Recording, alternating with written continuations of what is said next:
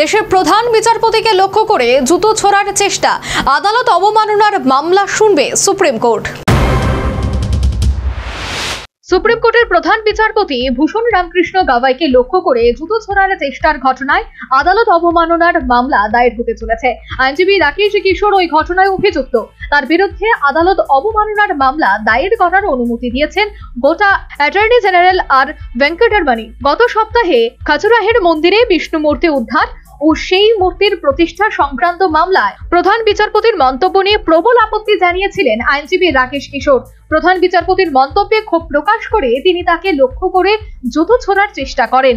গত সপ্তাহে ওই মামলার শুনানি চলাকালীন প্রধান বিচারপতিকে লক্ষ্য করে জুতো ছোড়ার চেষ্টা হয়। প্রধান বিচারপতি, আদালতের কর্মী এবং নিরাপত্তা রক্ষীরা আইনজীবীকে ধরে ফেলেন এবং তাকে পুলিশের হাতে তুলে দেন। তবে এই ঘটনায় আইনজীবী রাকেশের বিরুদ্ধে কড়া পদক্ষেপ করতে রাজি হননি প্রধান বিচারপতি গাভাই। তিনি জানিয়ে দেন বিষয়টিকে তিনি আদৌ গুরুত্ব দিতে চান না।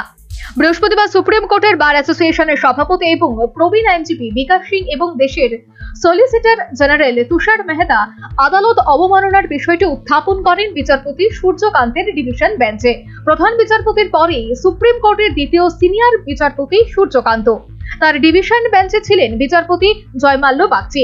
আইনজীবী বিকাশ সিং অবমাননার মামলাটি দ্রুত তালিকাভুক্ত করার আবেদন জানান। আইনজীবী জানান তিনি অ্যাটর্নি জেনারেলের কাছে মামলা করার অনুমতি চেয়েছিলেন, সে অনুমতি মিলেছে। এই মামলা দায়ের করা অত্যন্ত জরুরি, কারণ এতে সুপ্রিম কোর্টের মর্যাদা জড়িয়েছে। বিচারপতি সূর্যকান্ত এবং বিচারপতি জয়মাল্য বাগচি জানান ওই ঘটনায় আদৌ গুরুত্ব দিতে চাননি প্রধান বিচারপতি। তিনি সরাসরি জানিয়ে দিয়েছেন এমন ঘটনা সুপ্রিম কোর্টকে প্রভাবিত করে না। তবে এও ঠিক, নাগরিকদের একাংশ যেভাবে ওই ঘটনাকে সোশ্যাল মিডিয়ায় গুরুত্ব দিয়ে আলোচনার বিষয়বস্তু করে তুলেছে তা উদ্বেগজনক। বার অ্যাসোসিয়েশনের সভাপতির অনুরোধ শুনে দীপাবলির ছুটির পরে আদালত অবমাননার মামলাটি তালিকাভুক্ত করতে রাজি হয়েছে division bench. National bureau report, news vanguard.